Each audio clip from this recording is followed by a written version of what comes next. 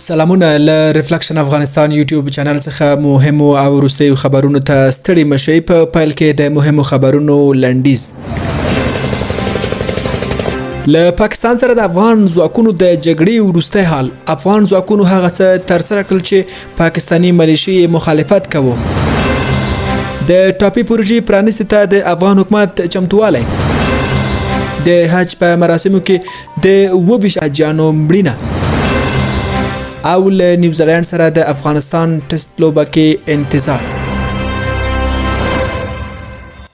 اوس هم بشپړ خبرونو ته ستړي مشئ.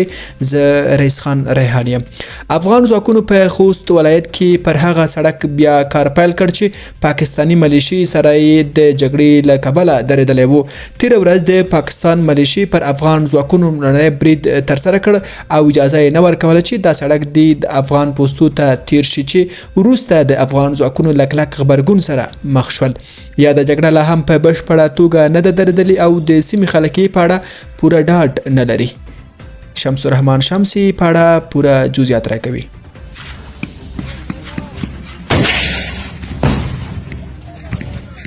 د باروتو دا بدرنګه غږونه د پاکستان او افغانستان ترمنځ د شدید جګړې دي.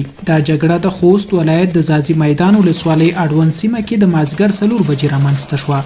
د سیمې اوسیدونکي وایي جګړه ډیره شدیده وه او دوی ان د شپې تر ناوخته یې غږونه اورېدل. د دوی په وینا افغان ځواکونو د ډیورن فرضي کرښې ته څیرمه پر یوه سړک کار روان کړی و چې د پاکستاني ملیشې له برید سره مخ شو. په جواب کې افغان ځواکونو برید پیل کړ چې د برید په ترڅ کې پاکستاني لوري پوسته په بشپړه توګه له منځه ولاړه. افغان ځواکونه وایي چې پاکستاني ملیشې ته یې درنه مرګ ژوبله اړولې ده، خو پاکستاني چارواکي بیا ادعا کوي چې دوی افغان ځواکونو ته مرګ ژوبله اړولې ده. د ډیورن فرضي کرښې اغاړې یو شمیر محلي سرچینو ریفلیکشن افغانستان ته تایید کړی چې د دوی محلي روغتون ته د یو شمیر پاکستاني ملیشو جسدونه او زخمیان وروړل شوي وو. د پاکستان رسنیو د معلوماتو له مخې په نښته کې 3 پاکستاني سرتیري وژل شوي دي او 10 تنه نور ټپیان دي. په نښته کې افغان ځواکونو ته هم مرګ ژوبله اوښتې. په ټولنیزو پاڼو کې د یوه سرتیري معلومات لاس په لاس کیږي. هغه وایي چې له پاکستان سره په مخامخ جګړه کې د یوه نظامي په ګډون 3 تنو ژوند بایللی. تر جګړې وروسته د خوست والي مولوي عبدالقیوم خپلو سرتیرو ته د تیارسي امر ورکړ او ویل چې هر څوک د افغانستان په خاوره تیری کوي غاښ ماتونکی ځواب ورکړی. د والي تر څرګندونو وروسته دغې سیمې ته 2 اراده ټانګونه هم وروړل شوي او نور تازه دمې سرتیري هم رسیدلي. پاکستاني ملیشو چې د کوم سړک د جوړېدو مخالفت کوه نن سیشنبه سهار 8 بجې په همغه سړک کار شروع شو چې پاکستانیانو یې یوازې نظاره کوله. بل لور ته د ملي دفاع وزارت د ډیورن فرضي کرښې په اوږدو کې له امنیتي پوستو څخه د ستر درستیز لومړي مرستیال د لیدنې خبر ورکړی دی. یاد وزارت د یوې خبرپاڼې په خپرولو سره ویلي چې د وسلوال پوځ لومړي مرستیال حاجي مالي خان صدیق په داسې حال کې چې د 203 منصور قلوردو مرستیال مولوي روحاني او سرحدي لیوا قوماندان مولوي ذاکري یې ملتیا کوله د خوست ولایت د ځاځي میدان ولسوالۍ د ډیورن فرضي کرښې په اوږدو کې د سرحدي ځواکونو له امنیتي پوستو څخه لیدنه وکړه. په خبرپاڼه کې په دې تړاو ډیر جزئیات نه دي خپاره شوي. د یادونې وړ ده چې د ملي دفاع وزارت لوړپوړو چارواکو تر دې وړاندې هم د ډیورن فرضي کرښې په ګډون د هیواد د سرحدي پوستو څخه د امنیتي وضعیت د ارزونې په موخه لیدنه ترسره کړې وه. د یادونې وړ ده چې تر دې وړاندې د افغانستان دفاع وزیر ملا محمد یعقوب پاکستان ته سپارښتنه کړې وه چې نور دې د دوی د ځواکونو د مزاحمت نه کوي کنه له سخت ځواب سره به مخ شي.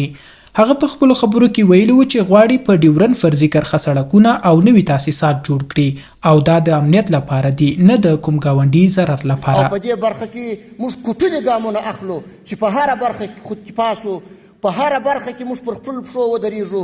ټولو ګاونډیو هیوادونو ته ښه پیغام لرو، د ورورګلوۍ پیغام لرو چې هیڅ کله هم کوشش مکوئ چې یا پر سرحداتو کې د ډیورن پر فرضي کرښه یا په نورو ساحو کې موږ ته مشکلات ایجاد کړي یا زموږ په وړاندې خنډونه ایجاد کړي. موږ که پر سرحداتو باندې حلقوي سړک تیروو، موږ که پر سرحداتو باندې پوستې او بیزونه جوړوو، موږ که پر سرحداتو باندې قوتونه ځای پر ځای کوو، دا ستاسو دپاره خطر نه دی، بلکې دا موږ د خپل هیواد د ساتنې دپاره کوو، د خپل حریم او د خپل عزت د ساتنې دپاره یې کوو. دا زموږ فریضه ده، تر دې موږ هیڅکله نسو تېرېدلی. په هر قیمت به موږ د دې هیواد ساتنه کوو، په هر قیمت به موږ د دې هیواد څخه دفاع کوو. د خوست سیمه ییز چارواکي وایي جګړه درېدلې، خو ځایي خلک بیا وخت نه وخت دواړو لورو ته د ډزو د غږونو اورېدو خبر ورکوي. دوی وایي لا هم ډاډه نه دي چې جګړه په بشپړ ډول درېدلې او کنه، په وینا یې لا هم دواړه لوري یو بل ته ګوته په ماشه دي. شمس رحمان شمس، ریفلیکشن افغانستان. د ارشاد حج او اوقاف وزارت چارواکي وایي چې سږ کال د حج مراسمو کې 22 افغانانو خپل ژوند له لاسه ورکړی دی. د یاد وزارت د حج، عمرې او زیارت عمومي رئیس عطاالله خادم وایي چې د یادو 22 افغان حاجیانو له ډلې دوی په ترافیکي پیښو او پاتې د ناروغۍ له کبله مړه شوي دي. د نوموړي په وینا د یادو حاجیانو له ډلې 6 ویشي په سعودي عربستان کې خاورو ته سپارل شوي او یوازې یوه میرمنه افغانستان ته راوړل شوې ده. د ټاپي پروژې پرانستې په هدف په هرات کې د رخصتۍ اعلانېدل. د کار او ټولنیزو چارو وزارت وایي چې چهارشنبه د روانې وږي میاشتې له 21 نیټې سره سمون خوري یوازې د هرات ولایت لپاره عمومي رخصتي اعلان شوې ده. یاد وزارت د یوې اعلامیې په خپرولو سره ویلي چې ټاکل شوې چهارشنبه د افغانستان او ازبکستان د دوستو هیوادونو د لوړپوړو چارواکو له لوري د ټاپي پروژې لوی اقتصادي او تاریخي پروژه د یو لړ مراسمو په ترڅ کې پرانستل شي. اعلامیه زیاتوي چې په همدې مناسبت یوازې په هرات کې په سیمه ییزه کچه سبا د چهارشنبې ورځ عمومي رخصتي ده. د یادونې ده چې تر دې وړاندې هم د دواړو هیوادونو لوړپوړو چارواکو په افغانستان کې د دې پروژې په پیلېدو خبرې کړې وې. افغانستان به د دې پروژې له لارې هر کال 500 میلیونه ډالر د ترانزیت او کله چې د ټاپي پروژې بشپړه شوه نو تر 10 کلونو 500 میلیونه متره مکعب غاز او تر 10 کلونو پورې به په 1 میلیارډ متره مکعب غاز ترلاسه کوي. د لومړنیو څېړنو او شمیرلو له مخې د ټاپي غاز پایپ لاین په هر کال کې 33 میلیارډ متره مکعب غاز لیږدوي.